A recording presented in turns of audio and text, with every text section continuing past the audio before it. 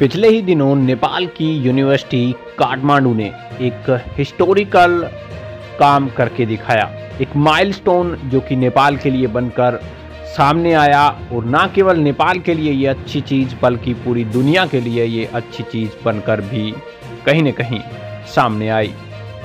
इसी के बीच अगर बात करी जाए कहीं न कहीं तो ये भी सामने आता है कि जो हमने उत्पन्न करके दिया है, अब उसके स्टेशंस कैसे लगाए जाएंगे, ये उसका अगला पड़ाव है।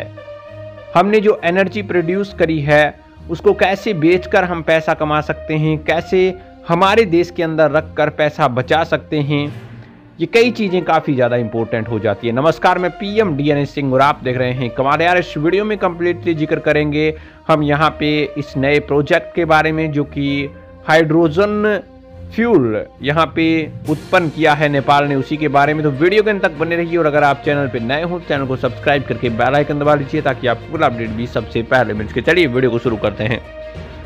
दोस्तों, नेपाल के दिमाग में एक ख्याल आता है कि क्यों ना यहाँ पे ऐसा फ्यूल जनरेट कर लिया जाए, बना लिया जाए जो कि कहीं न कहीं इस प्रकृति के लिए फायदेमंद हो, इस नेचर को नुकसान ना पहुंचाए जैसे कि पेट्रोल और डीजल पहुंचाते हैं।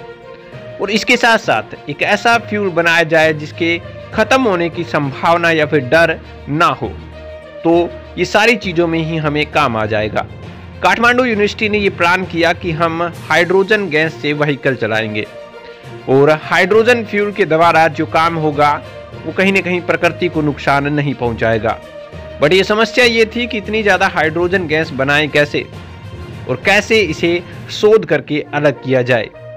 पानी से हाइड्रोजन बनाने की प्रक्रिया पिछले 2 सालों से काफ़ी ज़्यादा पजड़ थी।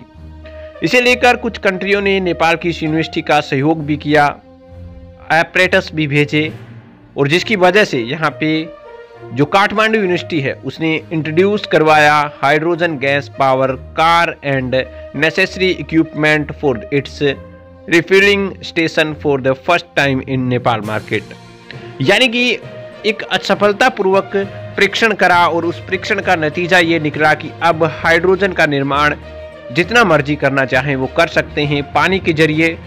और अब यहाँ पे जब हाइड्रोजन का निर्माण हो चुका है तो अब हमें ज़रूरत है कि हम इसके स्टेशंस लगाएं, काठमांडू सिटी में नहीं बल्कि पूरे नेपाल के अंदर इसकी अवेलेबिलिटी करवाएं, और उसके बाद जो इस फ्यूल पर चलने वाले व्हीकल हैं वो भी नेसेसरी हो जाते हैं, वो लाएं ताकि हमारी प्रकृति को बचाया जा सके, ताकि हमें पेट्रोल खरीदने की ज़रूरत ना पड़े, ताकि हम काफ़ी ज़्यादा सहयोग कर सकें इस चीज़ से अपनी अर्थव्यवस्था के अंदर।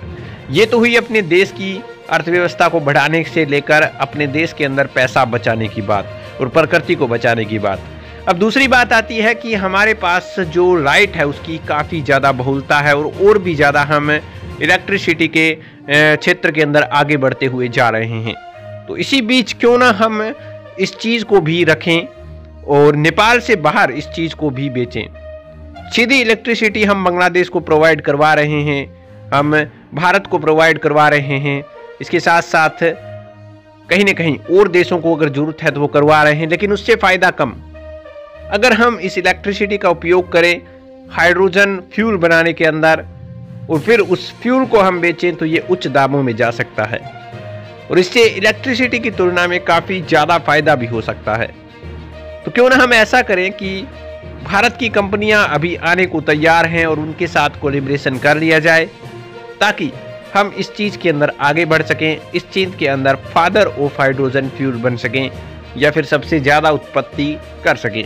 एक बहुत बड़ी सफलता जो मिली है उसका फ़ायदा नेपाल को उठाना चाहिए, और वो उठाने के प्रयत्न भी कर रहा है। दोस्तों, आपको क्या लगता है, क्या इस तरह से ये सक्सेसिव है प्लान? अपने विचार कमेंट सेक्शन में जरूर लिखिए। चलिए आज के लिए इतना रखते हैं, कोई नया अपडेट मिलता है फिर आपके सामने हाजिर होंगे। तो वीडियो को लाइक कीजिए, शेयर कीजिए, और अगर आप चैनल पर नए हो तो चैनल को सब्सक्राइब करके बेल आइकन दबा लीजिए ताकि आपको अपडेट भी सबसे पहले मिल सके।